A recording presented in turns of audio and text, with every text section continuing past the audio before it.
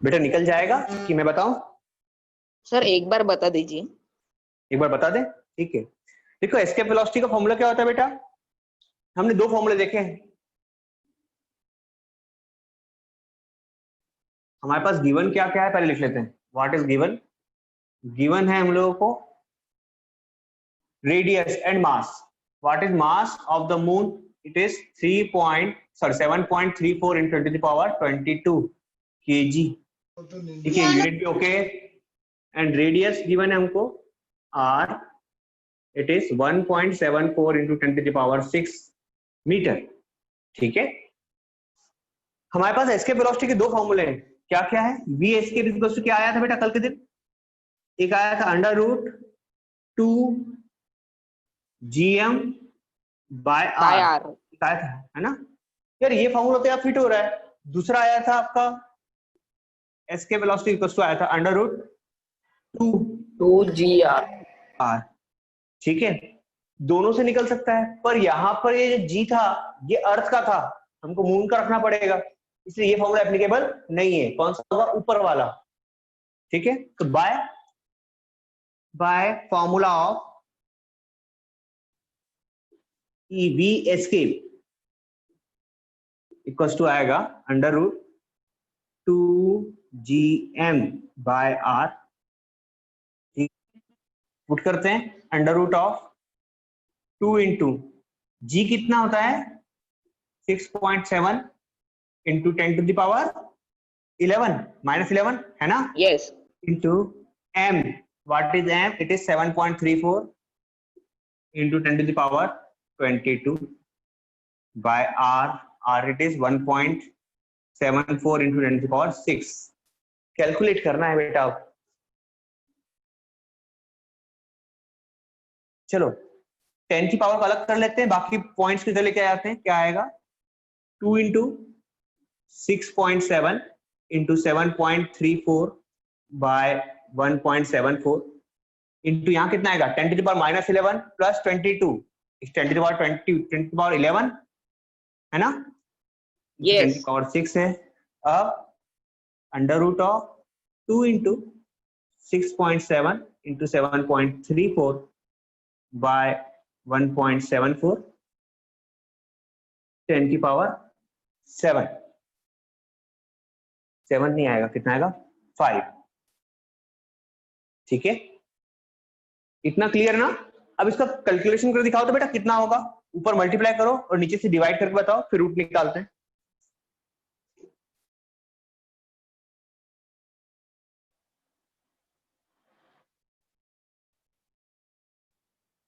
Multiply करो, कौन बताएगा जल्दी से?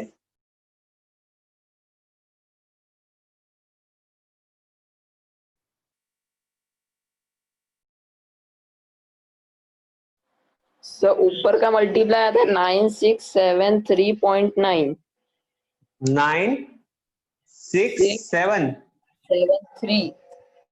हाँ 0.9 पूरा। इसका भी मल्टीप्लाई कर दिया क्या? यस। अच्छा, उसको मल्टीप्लाई कर दिया, ठीक है। 1.74 इसको मल्टीप्लाई करो, 12 13.7 इंटू 7।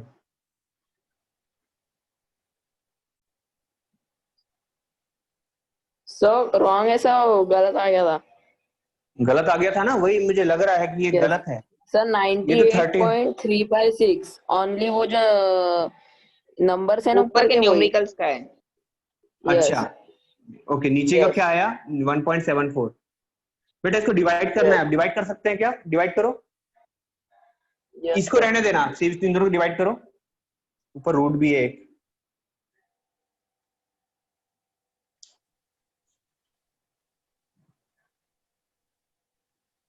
सर 56.5 56.5 समथिंग आ रहा है। 56.5 फिर वो बहुत है 526436 आ रहा है। ओके, इतना आया ना? 10⁻5 साथ में ही है। यस। ओके चलो, अब यहां पर 10⁻5 का तो रूट नहीं निकल सकता ना? ठीक है, तो 10⁻5 को 10⁻4 लिख सकता हूं क्या मैं ऐसे? Yes yes. कैसे? यहां मल्टीप्लाई कर दो, 565 565 का रूट निकालो तो बेटा, और 10 की पावर 4 का रूट तो आ जाएगा कितना 100। 565 का रूट निकालो 23.7. 23.7। 7. Yes. ओके 23 565. पॉइंट, ओके कितना आ गया 23.7 इंटू 100, कितने आया Yes sir. बेटा 23.7। ये क्या है, ये वेलोसिटी आई है, किसमें आई है मीटर पर सेकंड में, Seconds. इसमें आई है मीटर पर सेकंड में। इस मीटर को किलोमीटर में चेंज कर दो, बाय 1000 कर दो, कितना आ जाएगा 2.37 किलोमीटर पर सेकंड। ये Yes. किसमें है मीटर में, जगह ही नहीं है यार, इधर कर देता हूँ, इधर लिख दूं समझ जाओगे। Yes. Yes, sir. ओके देखो 23.7 है, इंटू 100 करेंगे तो क्या आ जाएगा 23.7 इंटू 100 है, इसको ऐसा लिख सकता हूँ क्या, या फिर बाय 1000 कर दूं डायरेक्ट, 2 जीरो यहाँ कट और एक डेसिमल आगे बढ़ जाएगा, कितना आ जाएगा 2.37 मीटर पर सेकंड। ये आ गई आपकी escape velocity at the surface of moon.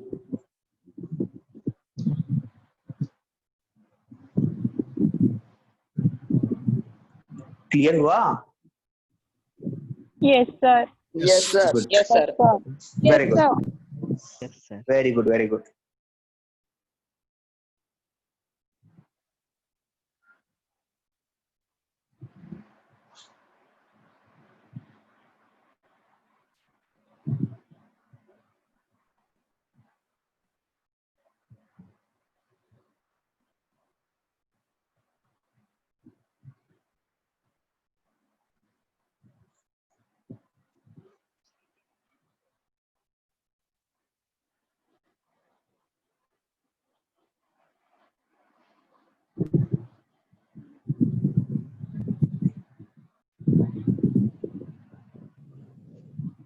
Excuse me, sir. हाँ बेटा बोलो। सर अगर हम एस्केप वेलोसिटी को मीटर पर सेकंड में निकालेंगे तो भी चलेगा क्या? बिल्कुल चलेगा, बट डाटा इतना बड़ा होता है तो किलोमीटर में चेंज करना अच्छा होता है, इसलिए किलोमीटर में चेंज करते हैं, बाकी मीटर पर सेकंड भी चलेगा। Yes sir. ठीक है,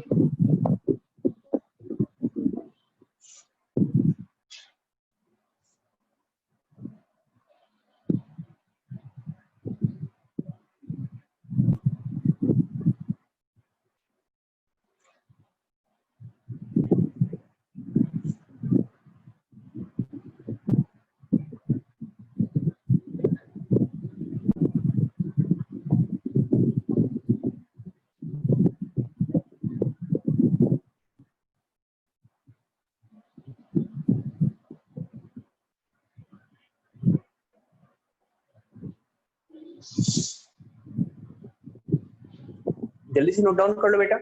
एक अच्छा टॉपिक पढ़ते हैं, वेटलेसनेस। हो गया? Completed.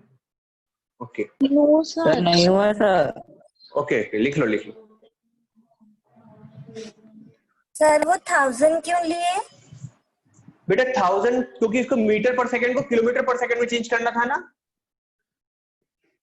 मीटर पर सेकंड को किलोमीटर पर सेकंड में चेंज करना था, तो मीटर को जब किलोमीटर में चेंज करना पड़ता है तो डिवाइड करना पड़ता है 1000 से। ठीक है, सर हो गया सर। हो गया, गुड। Yes sir. चलो अब आज के दिन बात करते हैं वेटलेसनेस की।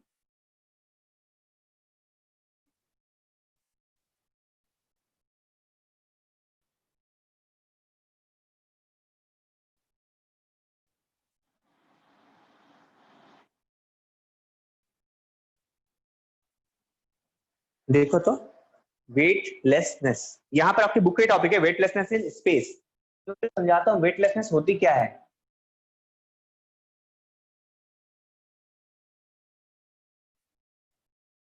वेटलेसनेस, ठीक है,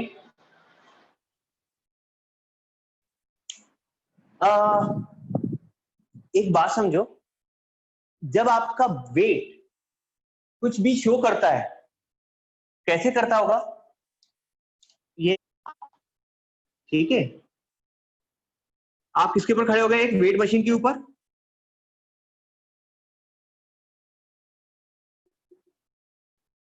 वेट मशीन के ऊपर जब खड़े होते हैं तो ये वेट मशीन नीचे की तरफ प्रेस होती है ना? Yes, sir. Yes Yes, sir. ठीक है। यस सर अब जब आप इस वेट मशीन के ऊपर खड़े होते हो तो वेट मशीन प्रेस होती है। क्यों प्रेस होती है? क्योंकि आपके ऊपर फोर्स लग रहा है, gravitational force Gravitational force act हो रहा है। एक्ट हो रहा है। इसके कारण से वेट मशीन नीचे की तरफ प्रेस होगी। ठीक है, वेट Yes, मशीन नीचे की तरफ होगी तो इसके अंदर लगा हुआ स्प्रिंग कंप्रेस होता है। इसके अंदर लगा हुआ स्प्रिंग कंप्रेस होता है और इस स्प्रिंग के कंप्रेशन के हिसाब से हम लोग बताते हैं कि आपका मास कितना है या फिर वेट कितना है। ठीक है, एक्चुअली निकलता तो वेट ही है वेट मशीन में। ठीक है, और उसको हम लोग कन्वर्ट करके बताते हैं आपको मास में। ठीक है, हम कन्वर्ट किसके Yes, करके sir. बताते हैं? मास में कन्वर्ट। ठीक है, इतना क्लियर हो गया क्या सब लोगों को? Yes sir Yes, sir. Okay, अब ये बता दो। Yes sir. गुड। अभी हम लोगों को ये पता है कि अगर वेट लग रहा है, अगर आपको ग्रेविटी या फिर ग्रेविटेशनल फोर्स नीचे की तरफ खींच रहा है तब स्प्रिंग कंप्रेस होगा ना। अगर ये फोर्स आपको नीचे की तरफ खींचेगा ही नहीं तो ये स्प्रिंग कंप्रेस होगा क्या? No No. नहीं No, होगा। और ये कंडीशन कहलाएगी आपकी वेटलेसनेस, क्योंकि यहाँ पर आपका वेट क्या बताएगा? जीरो। वेट क्या बताएगा? जीरो। 0. गुड। अब ये बताओ, क्या अर्थ के अंदर क्या ये पॉसिबल है कि आपका वेट जीरो हो जाए? Yes sir at the centre of earth बिल्कुल ठीक, at the centre of earth, जहां पर आपकी जी की वैल्यू जीरो हो जाती है। बाकी और कहीं पर Yes, sir. हो सकता है। मार्स में वेट कैसे? ना वेट 0 हो सकता है। अर्थ के एटमॉस्फेयर में नहीं हो पाएगा लेकिन। मैं अर्थ के एटमॉस्फेयर में आपको इसको जीरो करके दिखाता हूँ। ठीक है, Okay. देखते हैं। थोड़ा सा बाहर है, चलेगा? कुछ इंटरेस्ट के लिए यस सर चलेगा ना? Yes, sir. गुड। सोचो, ये वही आपकी वेटिंग मशीन है जिसके ऊपर आपको खड़ा होना है। ठीक है, ये खड़े हो गए तो अब सोचो, ये वेट मशीन क्या कर रही है? एक लिफ्ट पे रखी है। कहां रखी हुई है? एक लिफ्ट पर।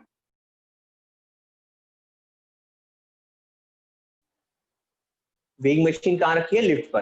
बट जब लिफ्ट पर आप रखे रहोगे वेट की मशीन को तो क्या होगा? वेट तो यहां पर भी दिखाएगी ना वो। Yes yes. अब देखो, ये लिफ्ट नीचे की तरफ आना स्टार्ट कर रही है। किस तरफ आना स्टार्ट कर रही है? नीचे की तरफ, but not with uniform velocity. ये आ रही है यूनिट एक्सेलरेशन के साथ। ठीक है, किसी एक्सेलरेशन के साथ में। ठीक है, अब ये एक्सेलरेशन कितना है? It is equals to g. Acceleration कितना है? जी। जैसे कि आपकी लिफ्ट ऊपर से नीचे गिर रही हो। ठीक है, लिफ्ट गिर रही हो। अब क्या होगा बेटा इस कंडीशन में? जब लिफ्ट नीचे गिर रही होगी तो आपके ऊपर जो फोर्स लग रहा होगा और इसके ऊपर जो फोर्स लग रहा होगा ये तो सेम हो जाएगा ना? Yes yes sir yes. ठीक, अगर इन दोनों के ऊपर फोर्स सेम हो जाएगा तो बेटा ये दबेगा क्या? स्प्रिंग यहाँ दबेगा? No No. नो नहीं दबेगा। नहीं दबेगा। अगर नहीं दबेगा तो वेटलेस की कंडीशन आ जाएगी लिफ्ट के अंदर। 0. यस सर एक चीज मैं इसको आपने थोड़ा सा फील किया होगा, इसको कहां पर बताता हूँ। आप लोग वो बड़े वाले झूले में बैठे हो जो अपने यहाँ पे मेले वगैरह में आता है, एक बहुत Yes, बड़ा झूला sir. आता है, उसको क्या Yes. बोलते हैं? ऐसा बड़ा सा झूला रहता है। तो जब ये झूला ऊपर जाता है, ऊपर की तरफ जाता है तो पैरों के पास में वेट लगता है, आपको फोर्स लगता है, पैरों में Yes. प्रेशर आता है ना? और जब यही झूला नीचे की तरफ आता है तो आपको कैसा लगता है? अंदर की तरफ से हल्का महसूस होता है। वो फीलिंग आप बयान नहीं कर सकते, लेकिन वो कौन सी कंडीशन होती है? जब आपका वेट आपको कम फील होने लगता है। ठीक है, ऐसा लगता है पैर ऊपर उठ रहे हैं। कभी फील किया है? Yes yes sir sir Yes, sir. किया है ना? Yes, sir. Yes. Yes, sir. अगर इसी झूले की स्पीड को आप बढ़ाते जाओगे, ठीक है बेटा, कांस्टेंट ही रखना है, स्पीड बढ़ाते रहना है। स्पीड अगर लगातार बढ़ाते रहोगे और जहां पर इस झूले की स्पीड भी किसके बराबर हो गई? 9.8 मीटर पर सेकेंड स्क्वायर, इसका एक्सेलरेशन इतना हो गया, तो बेटा आप झूले से, झूला निकल जाएगा नीचे से, आप रह जाओगे ऊपर। समझ रहे हो? वेटलेसनेस। यस अगर एक्सेलरेशन बढ़ता रहा तो आप रह जाओगे ऊपर और झूला निकल जाएगा नीचे से। समझे? इसी कारण Yes, से sir, आपकी जो समझ गया। स्पीड होती, अगर इसी कारण से आपकी जो स्पीड की जो लिफ्ट होती है ना, उसकी स्पीड को भी कांस्टेंट रखा जाता है कि कहीं पर भी उसका एक्सेलरेशन ज्यादा ना हो जाए। सोचो एक बात, अगर इस लिफ्ट का एक्सेलरेशन 9.8 की जगह मैं 9.8 से बढ़ा दूं, कितना कर दूं 10.8, क्या होगा? ये ग्रेविटी से भी तेज आ रहा है। एक डिमॉन्स्ट्रेशन देता हूं, अगर मैं एक्सेलरेशन ज्यादा बढ़ा देता हूं तो ये मार्कर भी मेरे हाथ से चिपका रहेगा, ठीक है, नीचे नहीं गिरेगा। क्यों नहीं गिर रहा? क्योंकि एक्सेलरेशन ज्यादा हो गया जी से। तो आप भी क्या करोगे, यहां से उठ करके यहां चिपक जाओगे, at the roof of the lift, yes lift के ऊपर चिपक जाओगे, ठीक है। और यहां पर आपका वेट उल्टे साइड से में काउंट होने लगेगा। आप यहां पर वेट मशीन रख के काउंट कर सकते हो। सारा खेल वेलोसिटी का है। इसके ऊपर बहुत अच्छी थ्योरी दिया था किसने? आइंस्टाइन ने। ये आइंस्टाइन की थ्योरी है कि कैसे हम लोग वेटलेसनेस अचीव कर सकते हैं। कहां पर? At the surface of earth. समझ में आया? यस सर समझ गए ना? गुड। कोई Yes, ऐसा sir. बच्चा जिसको नहीं आया? Yes sir. आ गया? गुड। नाउ अभी देखते हैं वेटलेसनेस की कंडीशन कहां पर बात करना है हमको? इन स्पेस में। लिख भी लेंगे इसको, साथ साथ लिख भी लेते हैं। सर चलो लिखते हैं।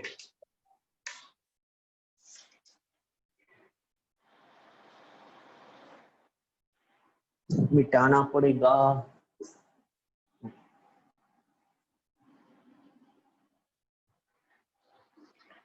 When a man stands on a weighing machine, when a man standing on a weighing machine,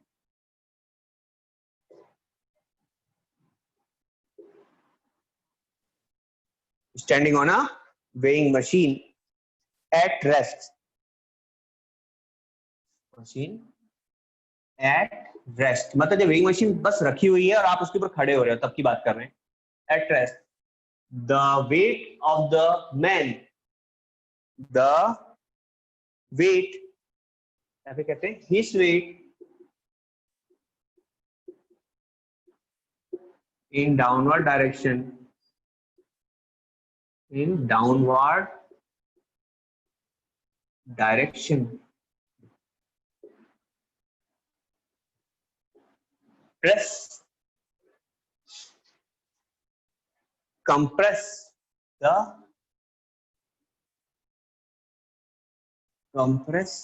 spring of weighing machine.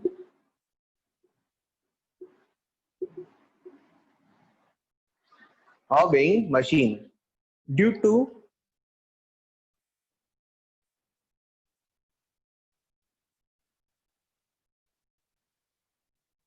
upward reaction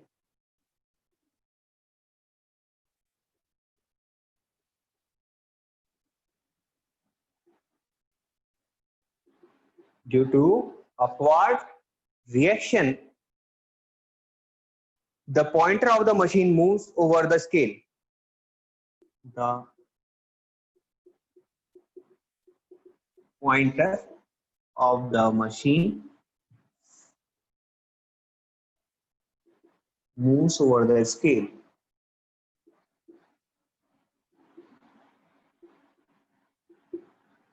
Moves over the scale and machine records the weight of the man. And machine records the weight of the man.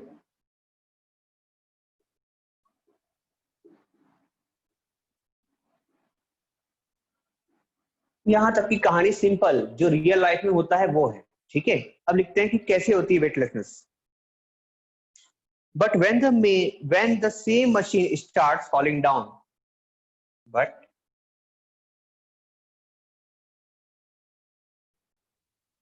when the same machine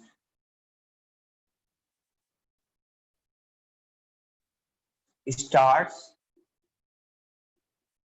falling down,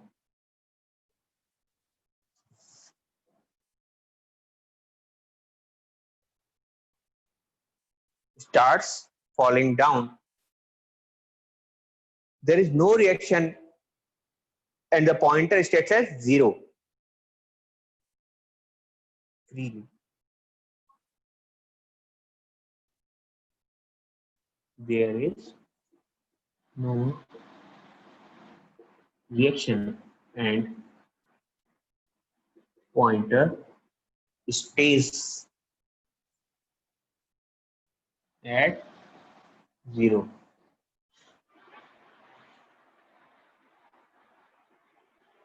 Recording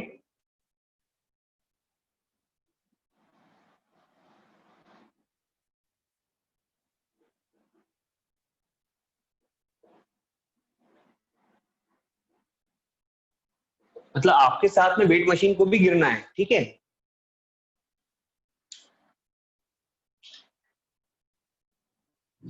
इसकी उल्टा एक बात और समझ सकते हैं हम लोग, अगर हम लोग ऊपर से नीचे गिर रहे हैं तो हमारा वेट हो रहा है 0, अगर फ्रीली गिर रहे हैं जी की इसमें तो। पर अगर जी की स्पीड से आप ऊपर जाओगे तो क्या होगा बेटा, जी एक्सेलरेशन के साथ में अगर आप ऊपर की तरफ लॉन्च होगे तो क्या होगा, आपका वेट डबल हो जाएगा, हाँ कि ना? Yes Yes, sir. यस। आप Yes. एक्सेलरेशन जितना Yes, ज्यादा sir. बढ़ाते जाओगे,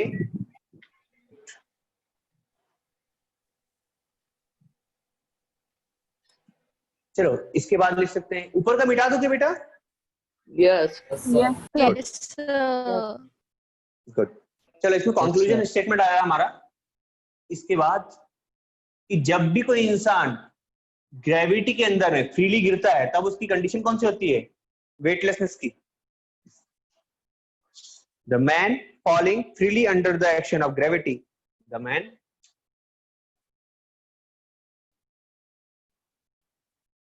falling freely under the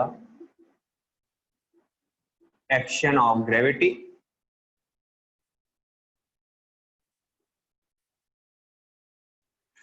and the action of gravity has become weightless, has become weightless.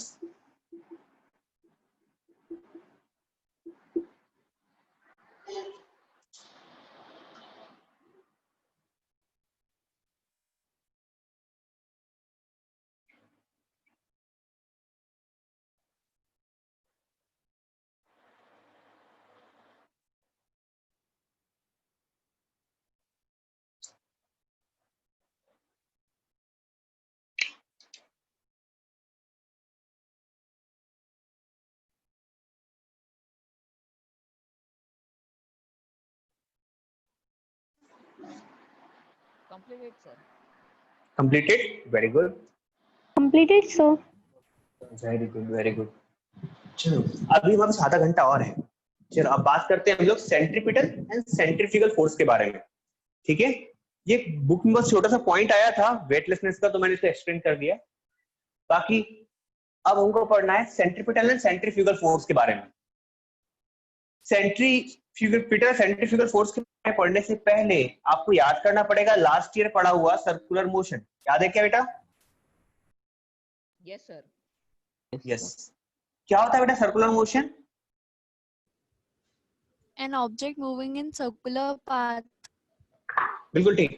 When an object moves in a circular path, when an object moves in a circular path, the motion related with that object is known as circular motion, ठीक है?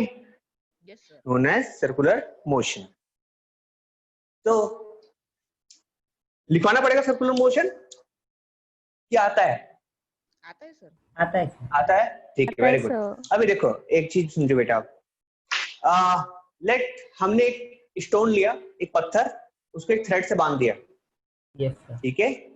एक stone लिया, उसको thread से बांध दिया। अब मैंने क्या किया, स्टोन को घुमाना स्टार्ट किया, ठीक है। स्टोन को घुमाना स्टार्ट किया, चलो घुमाते हैं। ये स्टोन है, सॉरी ये थ्रेड है, और ये है आपका स्टोन, इसको मैंने बांध दिया है, और इसको मैं क्या कर रहा हूँ बेटा, घुमा रहा हूँ। कैसे घूमेगा? कुछ इस वे में, Yes, sir. यस। ठीक है, कुछ इस वे में घूमेगा, ठीक है।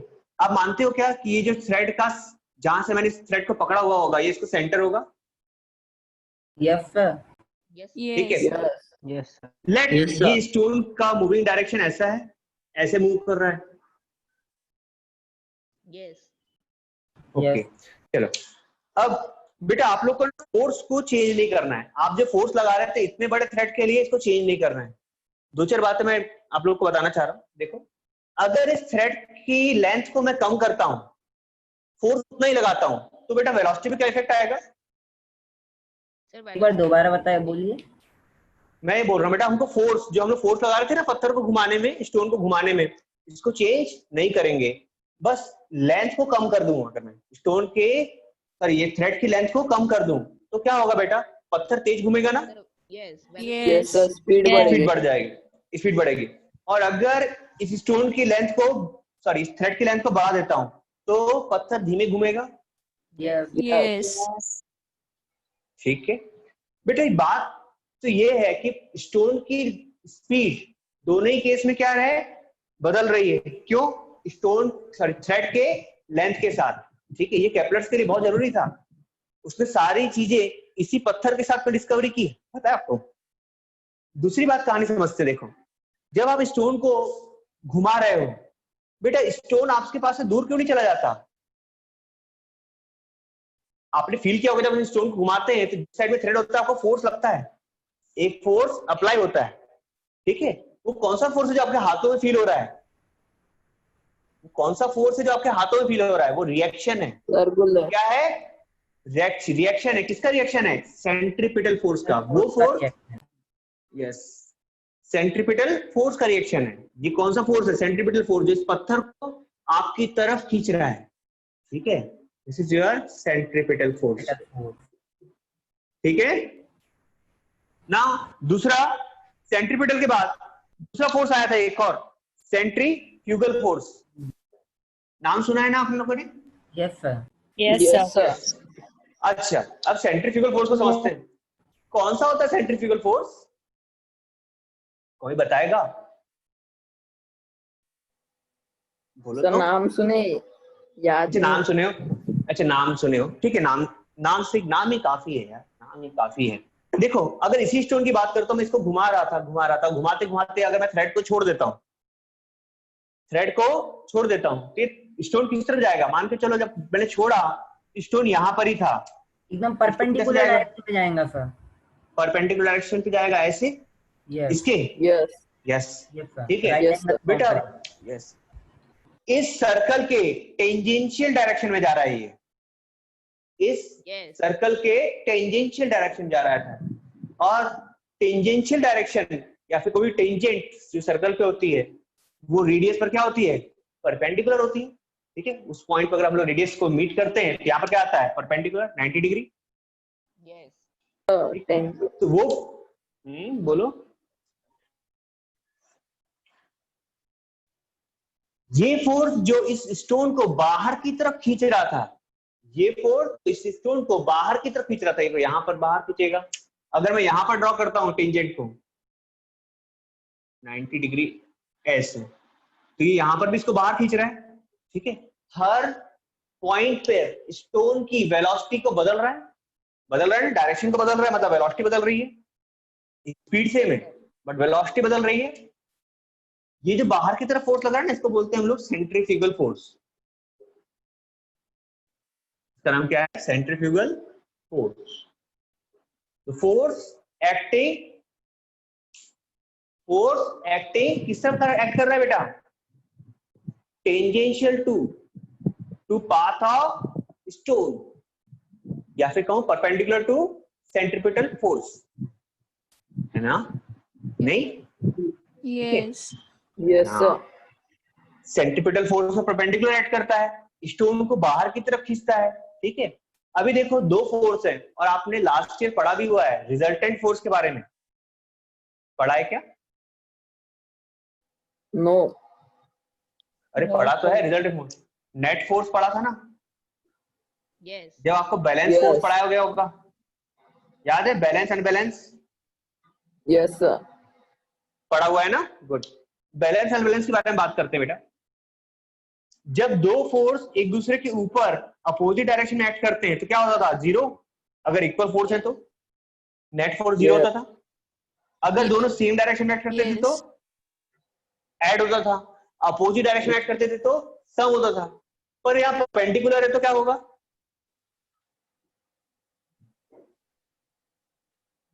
परपेंडिकुलर है तो बैलेंस नहीं होगा बेटा। क्या होता है यहाँ? अनबैलेंस की कंडीशन है। एक तो ये दोनों फोर्स इक्वल है, ठीक है, और इन दोनों फोर्स का जो रिजल्टेंट आता है वो इस स्टोन को सर्कुलर पाथ में मूव करवाता है, ठीक है। हर बार रिजल्टेंट अलग अलग आएगा क्योंकि डायरेक्शन बदलता जा रहा है और पाथ सर्कुलर हो जाता है, ठीक है। सर लेकिन स्पीड तो इक्वल ही रहती ना।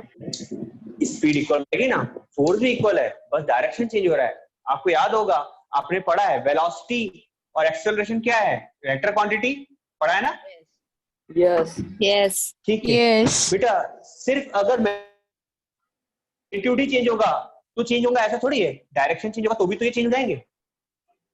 यस तो Yes, यहाँ पर sir. डायरेक्शन चेंज हो रहा है, यहाँ पर क्या चेंज हो रहा है? डायरेक्शन चेंज हो रहा है, और डायरेक्शन के कारण से हम लोग बोल रहे हैं कि फोर्स चेंज हो रहा है, यस Yes, sir. ठीक है।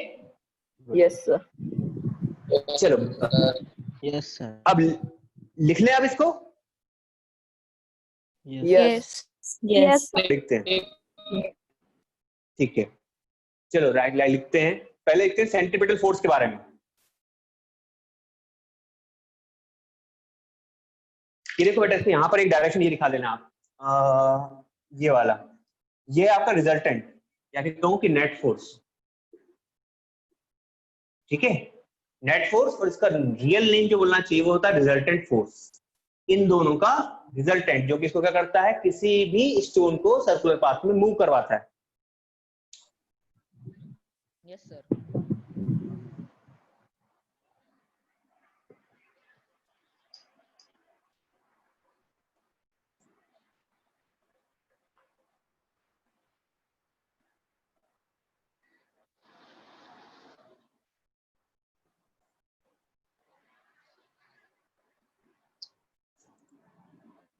लिखते हैं centripetal force.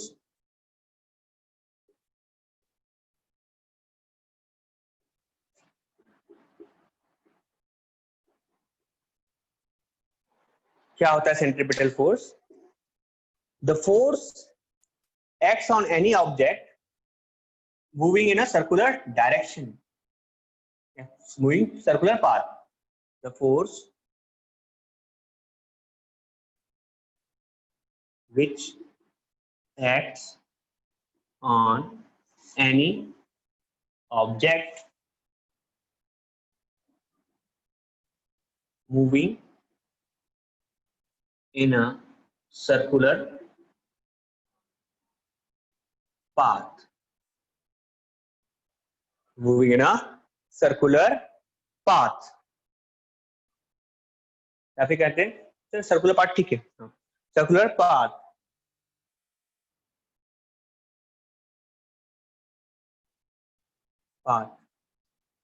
and acts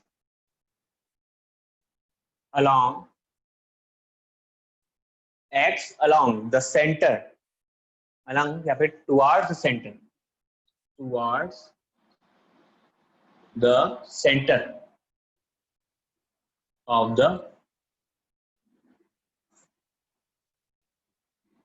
the circle.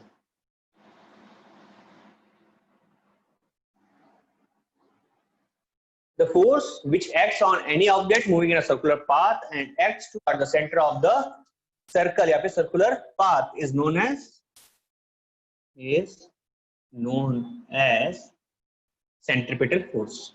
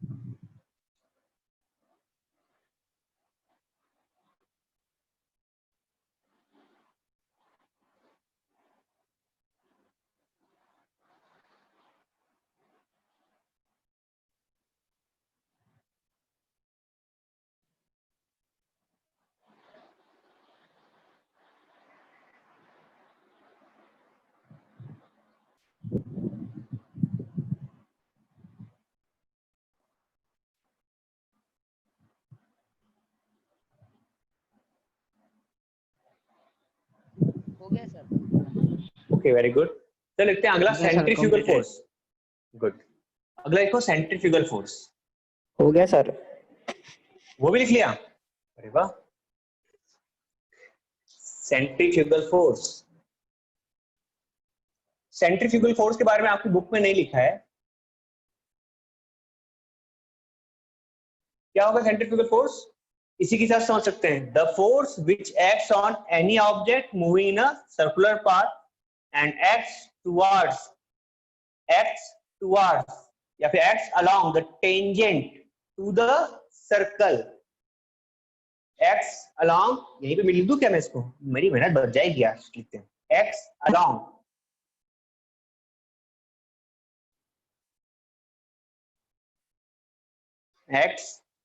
Along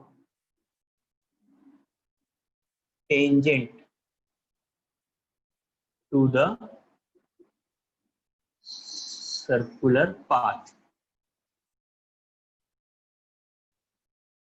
is known as centrifugal force.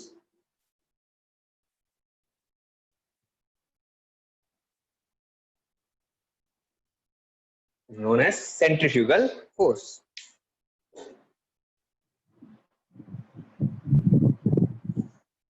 हो गया सर? हो गया? गुड।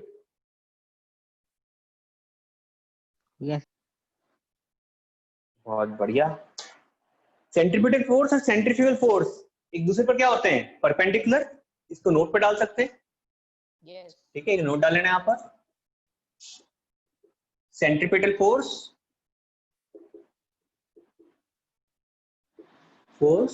एंड सेंट्रीफ्यूगल फोर्स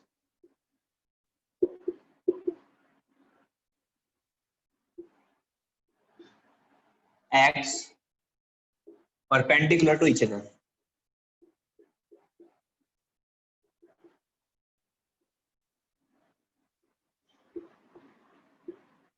एक दूसरे पर परपेंडिकुलर होते हैं, ठीक है? आपने देखा होगा जो टर्निंग होती है सड़कों पर, रोड जब हम लोग चलते रहते हैं, रोड पे जाते हैं तो कई बार टर्निंग पर स्लोप दिया जाता है। देखा है क्या? कभी ऑब्जर्व किया है? Yes. देखा है ना? जो सड़क होती है टर्न के टाइम पर उस पर थोड़ा सा स्लोप दिया जाता है। क्यों दिया जाता है? तो अगर आप स्लोप नहीं दोगे तो जैसे आप टर्न करोगे तो आप सर्कुलर पाथ में आए, है ना? यस। टर्निंग पर अगर आप सर्कुलर पाथ में आओगे गाड़ी चलाते चलाते ऐसे, टर्निंग के टाइम पर आप पर दोनों फोर्स एक्ट करेंगे ना, सेंट्रीपिटल भी और सेंट्रीफ्यूगल भी, है ना? और अगर कर्व नहीं हुआ तो आपकी गाड़ी किधर चल जाएगी बेटा? यहां से बाहर, यहां से बाहर, ठीक है? कई बार देखना आप एक्सीडेंट हो जाते हैं, टर्निंग के पास ही होते हैं। गाड़ी की स्पीड अगर तेज होती है तो गाड़ी टर्न ही नहीं हो पाती, टर्न नहीं हो पाती, ठीक है? इसलिए आपको टर्निंग के पास में गाड़ी की स्पीड को स्लो करना पड़ता है, या फिर साइकिल तो आप चलाते ही होंगे तो साइकिल की स्पीड स्लो करना पड़ता है ना? Yes, sir. Yes. तो आप लोगों के लिए सजेशन है कि अगर आप टर्निंग पे हो तो साइकिल की स्पीड जरूर स्लो करो, नहीं तो सेंट्रीफ्यूगल फोर्स, ठीक है, आपको अपने साथ ले जाएगा।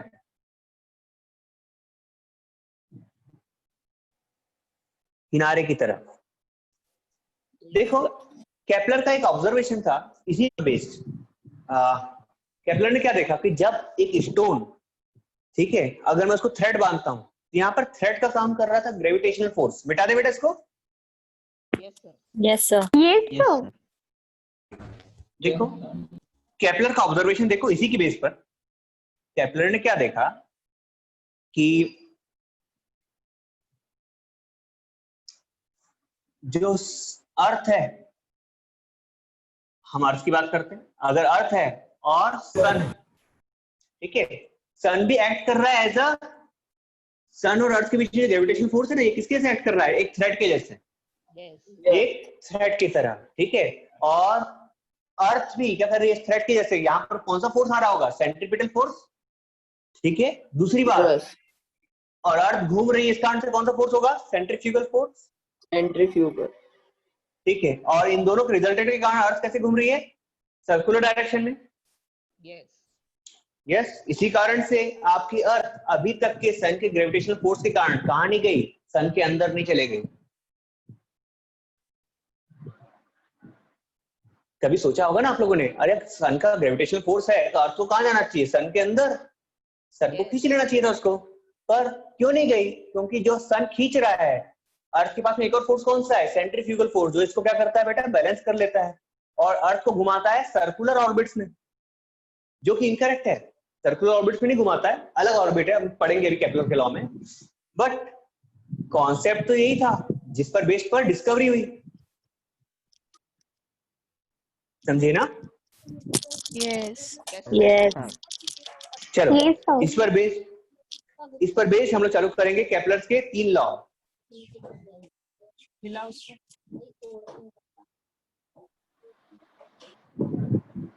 छोटी सी तो है ना, बड़ी बड़ी तो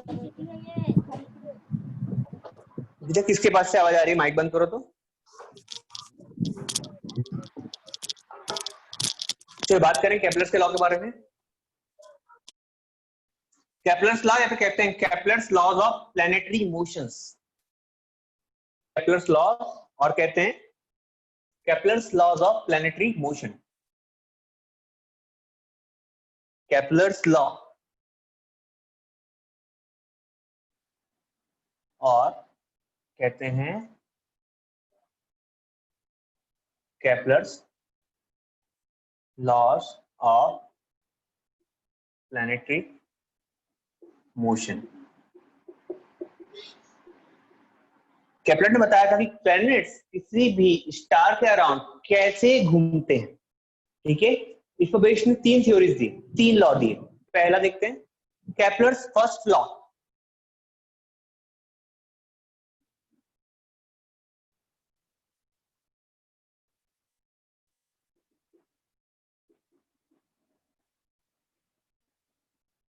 केपलर्स फर्स्ट लॉ, इसको बोलते हैं हम लोग लॉ ऑफ ऑर्बिट भी बोलते हैं। अनदर नेम है इसका law of orbits.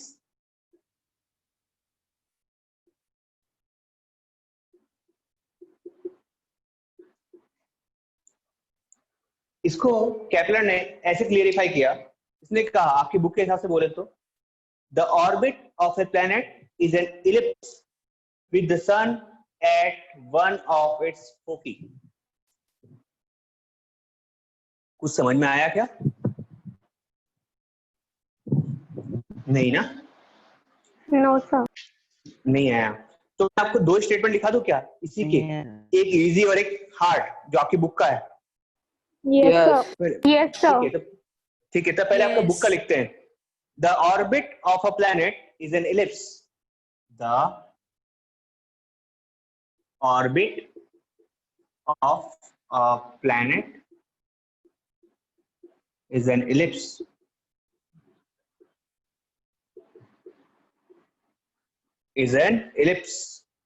with the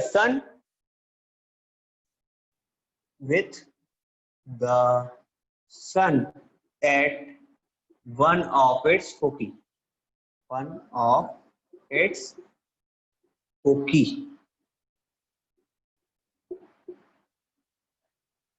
दूसरा मैं इसको थोड़ा सा सिंपल करके लिखाता हूं, क्या है? Each planets move around the sun. Each planet moves around the sun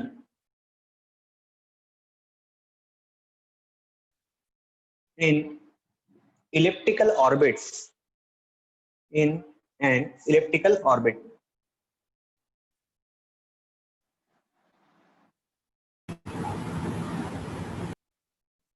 Elliptical orbit with the sun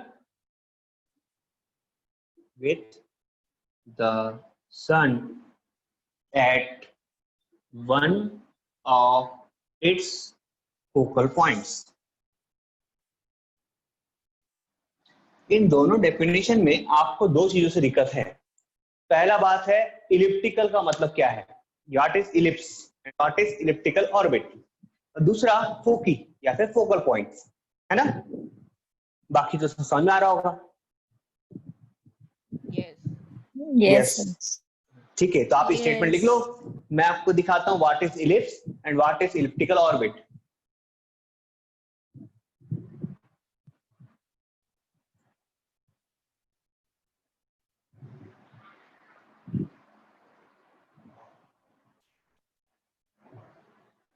Completed, sir.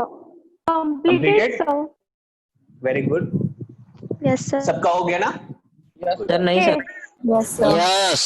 नीचे का Yes, आंसर। sir. हाँ लिख लो सर बेटा, नहीं हुआ सर। हाँ लिखो लिखो।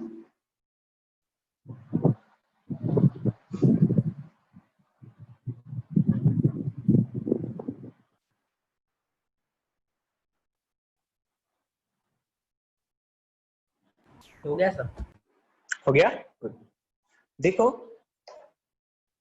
अभी तक के आप लोगों को क्या लगता है बेटा कि सन के अराउंड अर्थ रिवॉल्व करती है, आपको पता है ना, घूमती है ना, पर किस पाथ में घूमती है, कैसा है ऑर्बिट? सर्कुलर लगता है क्या? अभी हमने स्टोन का एग्जांपल लिया था, इलिप्टिकल है। और व्हाट इज इलिप्स? देखो सोचो कि दो सर्कल हैं, पहले बनाते हैं हम दो सेमी सर्कल,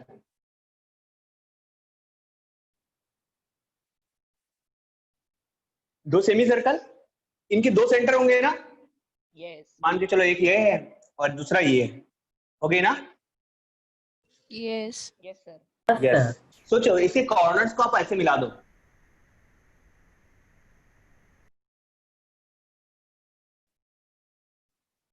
ठीक है, ये हो गया आपका इलिप्टिकल ऑर्बिट। थोड़ा सा तिरछा हो गया,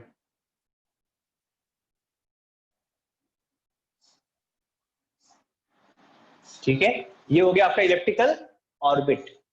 ठीक है, आपको साफ साफ दिख रहा है कि यहाँ पर दो सेंटर हैं, एक ये आ गया और दूसरा ये आ गया, दिख रहे हैं दो सेंटर? Yes. इनको बोलते हैं बेटा फोकल पॉइंट्स। ये क्या है? Focal points. ठीक है, यस, इन दोनों को बोलते हैं फोकल पॉइंट्स। लिख दो यहाँ पर, ये है फोकल पॉइंट्स, एक ये और दूसरा ये। अरे क्या कर दिया, एक ये और एक ये, ठीक है। Yes sir. Yes, sir. ठीक, एक बात और समझते हैं इसमें, फोकल पॉइंट लिख लो, उसका मैं एक बार और समझा रहा हूं आपको। देखो कहा जाता है कि सन इस दोनों फोकल पॉइंट पे किसी एक जगह रहेगा, मतलब सन कहां से कहां मूव करता है, यहां से यहां, यहां से यहां, समझे क्या? नो सन का मूवमेंट मिलेगा बेटा, सन सेंटर टू सेंटर रहता है, या तो इस सेंटर पे रहेगा या तो इस सेंटर पे रहेगा। अब सन का भी तो कुछ रोटेशन होगा ना, सन किसके अराउंड घूमता है? Around the centre of the galaxy, sun भी घूम रहा है ना, यस Yes. सन का भी कुछ मूवमेंट होगा, तो यहां से यहां सन का मूवमेंट रहेगा, ठीक है। और अर्थ कहां घूमेगी? इस इलिप्टिकल ऑर्बिट पे। अर्थ कहां घूमेगी? इस इलिप्टिकल ऑर्बिट पे। अच्छा एक बात और समझते हैं, एक चीज बताओ तो, अगर मान चलो सन यहां है इस फोकल पॉइंट पे और अर्थ यहां पर है, तो यहां पर ये लेंथ कम है ना? Yes sir. Yes. लेंथ कम है, तो यहाँ पर अर्थ की स्पीड कैसी होगी? तेज होगी कि नहीं? Yes Yes. स्पीड फास्ट होगी। पर अगर अर्थ यहां होगी तो स्पीड कैसी होगी? Slow. Slow. बस समझ गए आप लोग, ठीक है। यस। चलो मिटा दें इसको, टाइम Yes. बचा है, एक पॉइंट और हो जाए तो हो जाए। चलो लिखो, लिखते हैं। तो फिर फन वो दूसरा है। दूसरे वाले पॉइंट पर कब होगा? कौन से दूसरे वाले पॉइंट पे होगा ना बेटा? ये देखो, अगर सन को आपको एक ही पॉइंट पे रखना तो एक ही पॉइंट पे रख लो, चलो इसी पॉइंट पे रख लो कि सन हमेशा यही रहेगा, पर अर्थ तो दूर दूर जाएगी ना, यस सर। ठीक है। अर्थ तो दूर दूर जा सकती है, यस। समझ के।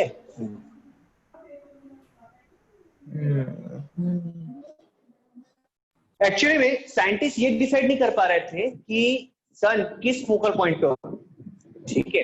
हम नहीं कह सकते ना कौन सा फोकल पॉइंट फर्स्ट है कौन सा सेकंड, इसलिए उन्होंने कहा कि one of it's focal point, ठीक है, one of it's focal point, समझ गए। और दूसरी बात, केपलर के पास में इसके थ्योरी के, इसके लॉ के लिए कोई एक्सपेरिमेंटल वैल्यू नहीं थी, कोई भी एक्सपेरिमेंटल वैल्यू नहीं थी। उसको सपोर्ट किसने किया? न्यूटन ने किया। किसने सपोर्ट किया? न्यूटन ने किया। अगला देखते हैं, केपलर सेकंड लॉ।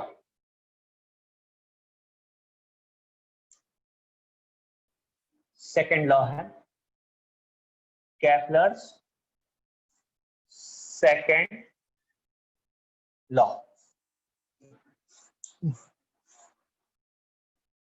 इसको बोलते हैं लॉ ऑफ एरियाज भी बोलते हैं। Law of areas, also known as law of areas। फिर से वही कहानी, आके बुक का लिखते हैं statement, the line joining the planet and the sun, the line joining planet and the sun sweeps out। तो प्लेनेट के टी में आपने वो लाइन नहीं जोड़े, प्लेनेट हो गया। sweeps out, ठीक है, and the sun sweeps out equal areas in equal interval of time। Intervals of time। yes, intervals of time। ठीक है, ये साधा मतलब सीधा साधा स्टेटमेंट है, बस इसको समझने में थोड़ी सी मुश्किल होगी, है ना, पर इसको इजीली समझाते हैं। देखो मैं जब तक डायग्राम बनाता हूं,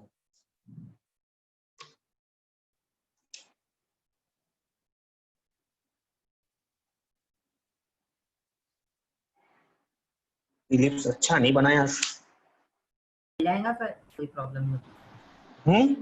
अरे लेकिन वो एरिया निकालना पड़ेगा ना बेटा, उसके लिए अच्छा इलिप्स चाहिए।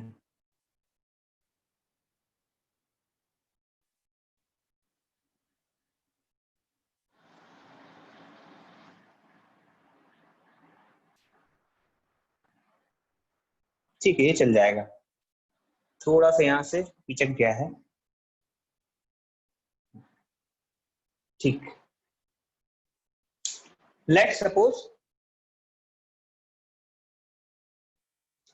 यस, ये पोजीशन आपके सन की,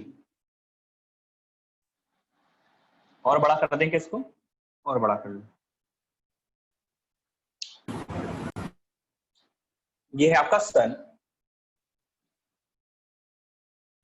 मैं एक टाइम इंटरवल ले रहा हूं क्योंकि इसमें बोला है कि इक्वल टाइम इंटरवल। ठीक है, कितना टाइम इंटरवल ले लें? 2 मंथ का ले लें, क्या काफी है? Yes sir. Yes sir. 2 month, 2 month का इंटरवल है।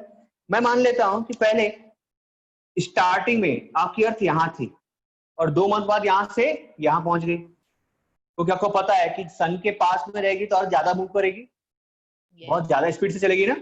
ठीक है, तो सेंटर टू सेंटर बनाओ तो जी, ठीक है, ये एरिया। दूसरी बात, मान के चलो अर्थ कभी यहां थी और क्योंकि अर्थ दूर है सन से तो कम एरिया ट्रेवल करेगी ना, कम डिस्टेंस ट्रेवल करेगी। यस। बस मिला इसको यहां से यहां। अरे ऐसा बना लेते हैं,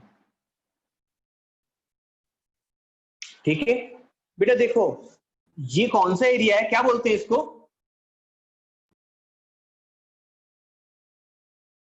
इसको क्या बोलते हैं? सेक्टर बोलते हैं क्या? यस। यस ना, yes. This is area of sector. इस सेक्टर का एरिया इस सेक्टर के एरिया के इक्वल होगा, ये कहना है। Line joining the planet and the sun, ये लाइन किया हमने प्लैनेट और सन को, इक्वल एरियाज। 2 महीने में इसने इतना एरिया कवर किया और 2 महीने में इसने इतना एरिया कवर किया। क्या करेंगे? हमेशा इक्वल एरिया कवर करेंगे in equal interval of time. जैसे मैंने लिया था यहाँ पर 2 मंथ का टाइम, यहां भी 2 मंथ। अभी कुछ समझे क्या? Yes sir. यस ना, यस सर। यहाँ पर अगर आपको एरिया ऑफ सेक्टर निकालना होगा तो मेरे ख्याल से आप लोग तो अभी एरिया ऑफ सेक्टर तक पहुंचे ही नहीं हो। नहीं पहुंचे हो ना, मैथ्स में नहीं No. पहुंचे होगे? यस सर, ज्योमेट्री नहीं हो गया, हाँ। हो गया। तो what is the area of sector बताओ तो? सब पहुंचे ही नहीं है। अभी कुछ लोग बोल रहे हैं नहीं हुआ, कुछ बोल रहे हैं हो गया। सर देखो बेटा आपको क्या क्या, थीटा बाय अच्छा, समान 360 into pi r square। बिल्कुल ठीक।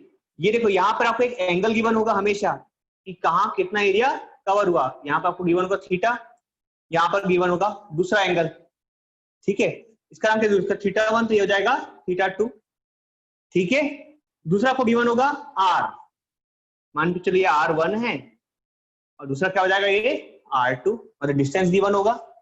इस वजह से आप निकाल सकते हो ना what is area of sector.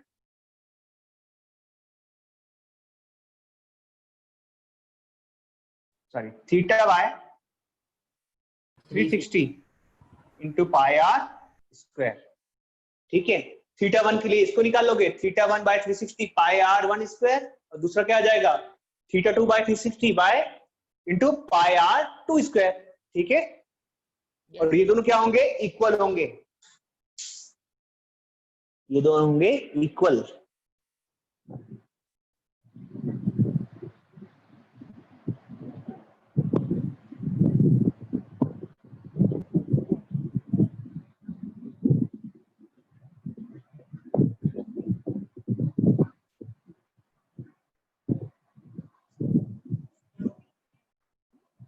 Actually में ना, क्योंकि आप लोगों को इलिप्स कोर्स में अभी तक नहीं था, आप लोग पहले इलिप्स पढ़ाना जाना चाहिए, उसके बाद में लॉ पढ़ाना चाहिए ना। इलिप्स के बिना समझ में कैसे आएगा। यस चलो कोई नहीं, आपका एक लॉ बच गया है, हम इसको कल के दिन कवर कर लेंगे, ओके। एक्सक्यूज मी सर, हाँ बेटा बोलो। सर इन दोनों एरिया, दोनों मतलब दोनों के जो एरिया ऑफ फैक्टर निकलेंगे इसमें रेडियस और थीटा, ये दो ही चीज ज्यादा मैटर करती है। लेकिन ये जो दूसरा वाला R2 जिसमें दिया हुआ है थीटा 2, उसमें तो उसका रेडियस बहुत ज्यादा ही है, इसमें तो उसका बहुत R2 अलग आंसर आएगा ना। बेटा R2 बहुत ज्यादा है तो ये एंगल भी कम होगा बेटा उस हिसाब से, मतलब आपने मैं सोचा डायग्राम, कम होगा। हाँ बेटा एंगल और कम होगा ना, मुझे यहाँ कैमरे में दिखाने के लिए बड़ा ही बनाना पड़ता है, पास पास दिखाऊंगा तो दिखेगा ही नहीं, समझे। अब इस बात को समझो, रिजोल्यूशन जो है कैमरे का वो बहुत कम होता है, ठीक है। मुझे रेटिस बड़े बनाने पड़ते हैं, तो ऑब्वियसली बात है डायग्राम भी बड़ा बनाना पड़ेगा कि थीटा 2 ये है, थीटा 1 ये है। जैसे यहाँ की मान को चलो एक और इंटरवल ये होगा, ठीक है। अब इसके एंगल के बारे में क्या बोलोगे आप, हम एग्जैक्ट वैल्यू तो नहीं ले सकते, लेकिन ऑब्वियस सी बात है इस थीटा 1 से इसकी वैल्यू क्या होगी, कम होगी, और थीटा 2 से ज्यादा होगी, है ना। दूसरी कहानी आती है रेडियस की, देखो आपको दो रेडियस दिख रही होगी यहाँ पे, ये अलग और ये अलग, है ना। यस यस, इस केस से आप लोग क्या करते हो, एवरेज रेडियस लेते हो, दोनों का प्लस करके बाय 2 करते हो, ठीक है। तो एरिया सेम आता है, ठीक है। Yes sir. हाँ